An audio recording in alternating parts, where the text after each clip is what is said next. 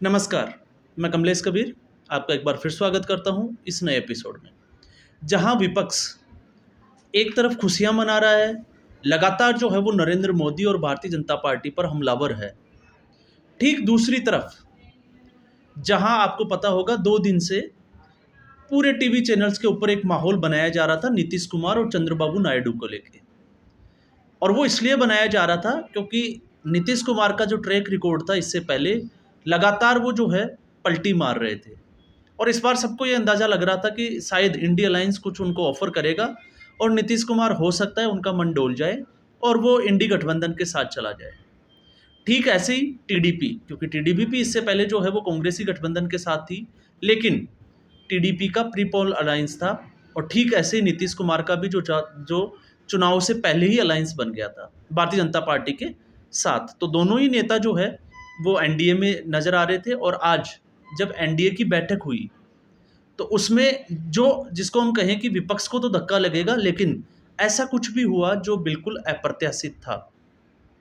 और ऐसा इसलिए क्योंकि भारतीय जनता पार्टी को इस बार पूर्ण बहुमत नहीं मिला, 272 से सीटें कम रही लेकिन एनडीए जो गठबंधन था उसको पूर्ण बहुमत मिला।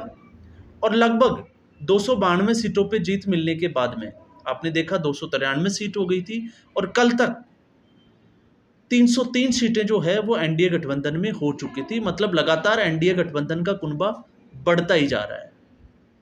विपक्ष, और हम खास तौर से बात करेंगे कांग्रेस पार्टी की, तो कांग्रेस पार्टी जो है वो लगातार आरोप लगा रही थी प्रधानमंत्री नरेंद्र मोदी के ऊपर कि इस चुनाव में नरेंद्र मोदी की हार हुई है। और आज उस बात को भुनाते हुए विपक्ष के ऊपर नरेंद्र मोदी ने पुरानी संसदीय हॉल से जो है वो बड़ा हमला बोला। नरेंद्र मोदी ने कहा कि जहां कांग्रेस पार्टी जश्न मना रही है और उनको समझ में भी नहीं आ रहा कि पिछले 3 चुनावों की अगर हम बात करें, चाहे वो 2014 का चुनाव हो, चाहे फिर 2019 का, या फिर अभी 2024 का, तो तीनों लगातार लोकसभा के जो चुनाव हुए उसमें कुल मिलाकर कांग्रेस पार्टी की 200 सीट भी नहीं हो रही और भारतीय जनता पार्टी की इस चुनाव में अकेले 240 सीटें हैं। लेकिन फिर भी वो जश्न मना रहे हैं। वो जश्न इस बात का मना रहे हैं सिर्फ और सिर्फ लगातार तीसरी हार को कवर करने के लिए, या हम इसको कहें कि जश्न इसलिए मनाया जा रहा है क्योंकि भारतीय जनता पार्टी को पूर्ण बहुमत नहीं मिला। लेकिन गौर करने वाली बात यह है कि नरेंद्र मोदी जो है वो तीसरी बार लगातार जो है मुख्यमंत्री रहने के बाद में अब तीसरी बार प्रधानमंत्री पद की शपथ लेंगे 9 जून को। आज उनको एनडीए के जो गठबंधन है उसका संसदीय दल का नेता चुना गया और 9 जून को शपथ लेने जा रहे हैं।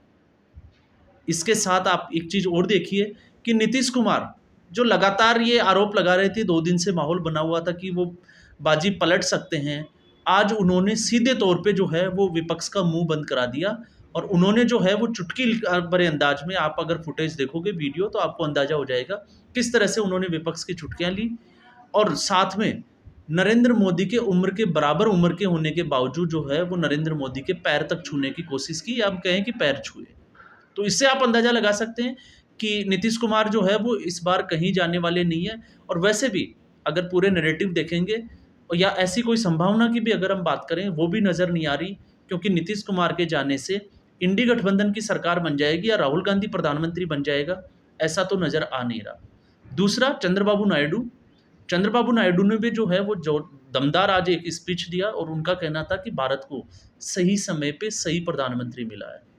तो अब आप इससे अंदाजा लगा सकते हैं कि जहां विपक्ष खुश हो रहा था इंडी गठबंधन, वहां एनडीए गठबंधन जो है वो और ज़्यादा मजबूत हो रहा है। लेकिन साथ में एक बात और जिसका अंदेशा जो है वो लगातार आपने देखा होगा टीवी चैनल्स में, डिबेट्स में, कि ये जो सरकार है, गठबंधन है, ये कमज़ोर होगा और प्रधानमंत्री नरेंद्र मोदी कड़े फैसले नहीं ले पाएंगे। लेकिन जिस तरीके से आज प्रधानमंत्री नरेंद्र मोदी ने अपना रोड मैप रखा, उससे आप अंदाज़ा लगा सकते हैं कि नरेंद्र मोदी 2029 की तैयारी कर रहे हैं। और वैसे भी बाउंस बैक, जहां भारतीय जनता पार्टी जो है वो मंथन शुरू कर चुकी है कि वो कौन से कारण रहे जिससे भारतीय जनता पार्टी को पूर्ण बहुमत नहीं मिला।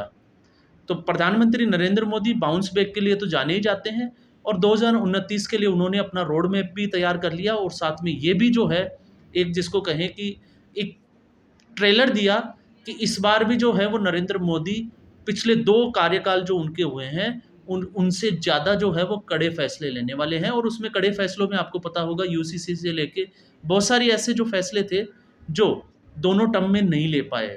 तो ये स्थिति अब जो है, वो साफ होती नज़र आ रही है। एनडीए सरकार बना रहा है, तीसरा कार्यकाल नरेंद्र मोदी का शुरू होने वाला है और विपक्ष उनके इस रथ को जो है वो रोक नहीं पाया। और सबसे बड़ी बात ये थी जब प्रधानमंत्री ने बोला कि एनडीए की सरकार थी, सरकार है और सबसे बड़ी बात है कि बड़े कॉन्फिडेंस के साथ नरेंद्र मोदी ने बोला कि आगे भी एनडीए की सरकार ही रहेगी। तो मतलब उनका साफ इशारा था कि विपक्ष कुछ भी करे, 2029 में उनकी ही सरकार रहने वाली है। दूसरा, इसमें हम बात करते हैं कि जब नरेंद्र मोदी को हराने के लिए विदेशी ताकतों के साथ-साथ हमारे यहाँ भारत के भी कुछ लोग जो है, वो पूरा जिसको हम कहें कि जी जान से कोशिश कर रहे थे लेकिन रोक नहीं पाए। और उसमें से एक हम बार-बार जो है वो ट्रोल हो रहे हैं अभी ध्रुव राठी, जिनको जर्मन शेफर्ड के नाम से जो है वो बोला जा रहा है। उन्होंने एक वीडियो बनाया था, इससे पहले आपको पता होगा कि डिक्टेटर जो है वो डरा हुआ है। लेकिन इस वक़्त लग रहा है कि डिक्टेटर नहीं डरा हुआ, इस वक़्त विपक्ष डरा हुआ है और उसके आका जिसकी हम बात करते हैं अरविंद केजरीवाल को। क्योंकि अरविंद केजरीवाल के लिए जो है ध्रुव राठी जो है वो लगातार कैम्पेनिंग कर रहे थे, लगातार वीडियो बना रहे थे कि अरविंद केजरीवाल जो है वो इस देश को जो है वो प्रगति के रास्ते पे ले जा सकता है, या आने वाले समय में प्रधानमंत्री नरेंद्र मोदी को अगर कोई टक्कर देगा तो वो अरविंद केजरीवाल देगा। तो अरविंद केजरीवाल की टक्कर कितनी ज़ोरदार थी ये आप सभी ने देखा। 21 दिन के लिए वो अंतरिम राहत पे बाहर ज़रूर आए और 2 जून को उसके बाद वो वापस जो जहाँ से आए थे वहाँ चले गए।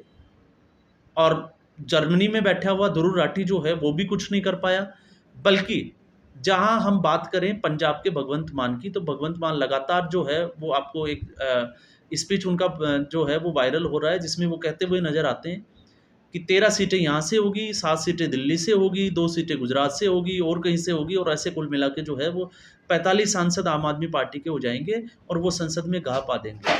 तो 45 का तो पता नहीं, लेकिन आम आदमी पार्टी में दिल्ली में जो है वो सूपड़ा साफ हो गया। और अरविंद केजरीवाल ने एक जो है वो एक जिसको हम कहें कि बड़ा एक स्टेटमेंट भी दिया था, आपको पता होगा कि दिल्ली में अगर जनता उनको वोट करेगी तो उनको दोबारा से जेल नहीं जाना पड़ेगा। तो अगर जनता ने वोट नहीं दिया तो फिर इसका मतलब हुआ कि अरविंद केजरीवाल को दिल्ली की जनता जो है वो तिहाड़ में ही देखना चाहती है। ये साफ तौर से जो है वो नज़र आ रहा है। तो डिक्टेटरशिप की जो डिक्टेटर है उसकी डिक्टेटरशिप को झेलने के लिए मुझे लगता है कि अब विपक्ष को और ऐसे लोगों को जो वामपंथी पत्रकारों की श्रेणी में आते हैं या देश विरोधी ताकतों के साथ मिले हुए हैं, उनको ये करारा जवाब है कि प्रधानमंत्री नरेंद्र मोदी जो है वो तीसरी बार शपथ लेने जा रहे हैं। अब 5 साल जो है वो जिसको कहें कि इनके सीने में जितनी जलन होगी, जितना दर्द होगा वो उसको झेलते रहें, वीडियो बनाते रहें, नरेंद्र मोदी को कोसते रहें और अपने व्यूज़ बढ़ाते रहें। हाँ, इससे एक चीज़ ज़रूर है कि इनको जो है वो बाहरी ताकतों से पैसा भी मिल जाएगा। भारत की भी कुछ ऐसी ताकतें हैं जो इनको पैसा देगी, जो नरेंद्र मोदी के खिलाफ जो है वो वीडियो बना सके। तो इनके वीडियो जो है वो यूट्यूब पे बहुत अच्छे चलेंगे। ये बात जो है वो बिल्कुल क्लियर है, क्योंकि अब इनको 5 साल और जो है वो नरेंद्र मोदी को गाली देने का, कोसने का एक मौका ज़रूर मिल जाएगा। लेकिन अगर हम शांति की बात करें तो ना इन लोगों को शांति मिलेगी, ना विपक्ष को जो है वो 5 साल के लिए शांति मिलने वाली है।